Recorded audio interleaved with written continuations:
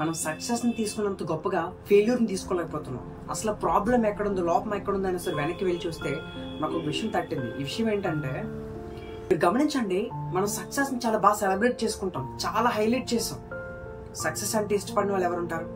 దీన్ని ఇలా హైలైట్ చేయడం వల్ల ఏమైందనంటే, ఏదైనా చిన్న చిన్న ఫెయిల్యూర్స్ వచ్చినప్పుడు, ఓటములు వచ్చినప్పుడు తట్టుకోలేకపోతున్నాం. ఎందుకంటే మనం సక్సెస్ని అక్కడెక్కడ చూసాం. సక్సెస్ అయిన వాళ్ళని చాలా గొప్పగా చూసాం, గెలిచిన వాళ్ళని చాలా గొప్పగా చూసాం. దానివల్ల ఏంటంటే ఫెయిల్ అయిన వాళ్ళు ఎలా చూస్తున్నారంటే, వాళ్ళు సక్సెస్ అయ్యారు, చాలా గొప్ప వాళ్ళు, నేను ఫెయిల్ అయ్యాను, నేను ఎందుకు పనికిరానటువంటి ఒక రకమైనటువంటి భావనలోకి వెళ్ళిపోతున్నారు. సక్సెస్ అయినా ఫెయిల్యూర్ ఏది, నథింగ్ ఈజ్ పర్మనెంట్ నాన్న అని చెప్పి పిల్లల్ని మనం ఎంకరేజ్ చేయాలి. ఈరోజు చూడండి, పిల్లల మనస్తత్వం అనేది చాలా బలహీనంగా, చాలా వీక్ గా ఉంటున్నారు మానసికంగా. ఎందుకంటే చిన్న ఫెయిల్యూర్ వస్తే తట్టుకోలేకపోతున్నారు.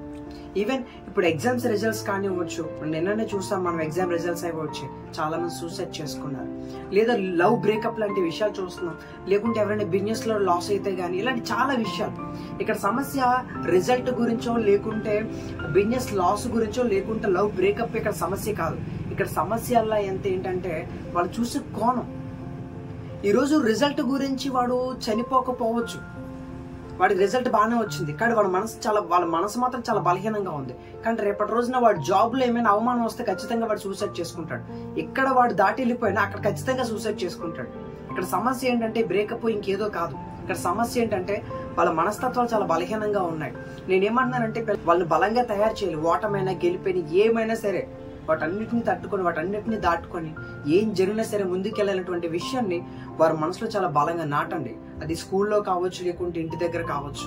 పిల్లల్ని ఎప్పుడైతే మీరు ఎంత బలంగా తయారు చేస్తారో, వారి జీవితంలో ఎలాంటి సమస్యలు వచ్చినా సరే చాలా అవలీలగా దాటేస్తారు ముందుకి. ఇప్పుడు సమస్యలు ఎక్కడ వస్తుందనంటే, సమస్యను ఎదుర్కొన్నటువంటి ఆ గట్స్, ఆ కరేజ్ వాళ్ళకు ఉండట్లేదు, ఆ ధైర్యం వాళ్ళకు ఉండట్లేదు.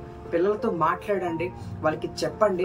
సక్సెస్ ఏదైనా సరే, గెలిపోయినా ఓటమైనా, ఇన్ కేసు ఓడిపోయాం, ఏదైనా ఒక చిన్న ఫెయిల్యూర్ జరిగింది, అందులో మనం నేర్చుకోవాల్సిన లెసన్స్ ఎన్నో ఉంటాయి. గెలుపులో కంటే ఓటంలోనే ఎన్నెన్నో లెసన్స్ ఉంటాయి. అప్పుడు ఆ టైంలో ఎవరు ఎలాంటో తెలుస్తుంది, ఆ సమస్యని ఎలా ఫేస్ చేయాలో తెలుస్తుంది, ఆ సమస్యని ఎలా, ఆ ప్రాబ్లమ్ని ఎలా సాల్వ్ చేయాలో తెలుస్తుంది. కేవలం మనకి ఒక ఫెయిల్యూర్ లో మాత్రమే అర్థమవుతుంది. సో నేనేమంటున్నానంటే, ఓడిపోయిన ప్రతిసారి మీరు గమనించండి, బోల్డ్ అండ్ లెసన్స్ ఉంటాయి. మీరు దాన్ని గమనిస్తూ ముందుకెళ్ళండి, బోల్డ్ అండ్ లెసన్స్ నేర్చుకోవచ్చు. మన జీవితం కూడా అద్భుతంగా ఉంటుంది. ఓటమిని తట్టుకున్నోడికి మాత్రమే, ఓటమిని దాటుకుని ముందుకు వెళ్ళినోడికి మాత్రమే సక్సెస్ ని అనుభవించగలుగుతాడు. ఇప్పుడు డైరెక్ట్ గా నీకు సక్సెస్ వచ్చేసినా అది నీకు అర్థం కాదు, దాన్ని నువ్వు ఎక్కువ కాలం లాంగ్ టైం దాన్ని తీసుకుని వెళ్ళలేవు, దాన్ని ఎంజాయ్ చేయలేవు. సో ఓటమిని చూస్తేనే సక్సెస్ తాలూకు రుచి ఏంటో నీకు తెలుస్తుంది. సో ఓటమిలు అనేవి వస్తాయి, ప్రతి ఒక్కరి జీవితంలో వస్తాయి. ఎంత గొప్ప వ్యక్తినైనా తీసుకోండి, ఎవరినైనా తీసుకోండి, మనం చచ్చిపోయే వరకు సమస్యలు, గెలుపు, ఓటములు, ఏడుపు, ఆనందం, సంతోషం ఇవన్నీ మనం వెంటాడుతూనే ఉంటాయి. కాకపోతే ఆ పర్టికులర్ సిచ్యువేషన్స్ ని మనం ఎలా హ్యాండిల్ చేస్తున్నాం, ఆ సిచ్యువేషన్స్ ని మనం ఎలా డీల్ చేస్తున్నాం అన్నది ఇక్కడ డిపెండ్ అయి ఉంటుంది. సో మానసికంగా దృఢంగా ఉండండి. ఈరోజు చాలా మంది ఫిజికల్ గా చాలా స్ట్రాంగ్ గా ఉంటున్నారు, చూడడానికి బాగానే కనిపిస్తున్నారు. మనం ఏమనుకుంటున్నాం అంటే, అరే వాడు బాగానే ఉన్నాడు కదా, వాడింటి అలా డెసిషన్ తీసుకున్నాడు మనం అనుకుంటాం. మనకు అనిపించింది ఏంటంటే వాడి బాహ్య రూపం మాత్రమే, ఫిజికల్ గా వాడు బాగానే కనిపిస్తున్నాడు, కానీ మానసికంగా వాడు చాలా చితికిపోయాడు. సో పిల్లలతో మాట్లాడండి. చిన్నప్పటి నుంచి కూడా గెలుపు ఓటములు అనేవి, వాటిని ఎలా రిసీవ్ చేసుకోవాలి, అసలు గెలుపు అంటే ఏంటి, ఓటం అంటే ఏంటి, వాళ్ళకి అర్థమయ్యేటట్టు చాలా క్లియర్ గా చెప్పండి. అప్పుడు ఏమవుతుందంటే, వాళ్ళ లైఫ్ లో ఎలాంటి సిచ్యువేషన్స్ వచ్చినా, ఇన్ కేస్ మీరున్నా లేకపోయినా వాటిని ఎలా ఫేస్ చేయాలో, వాటిని ఎలా తట్టుకోవాలో ధైర్యం వాళ్ళకు ఉంటుంది, ఆ గట్స్ వాళ్ళకు ఉంటాయి. సో దయచేసి పిల్లలతో మాట్లాడండి.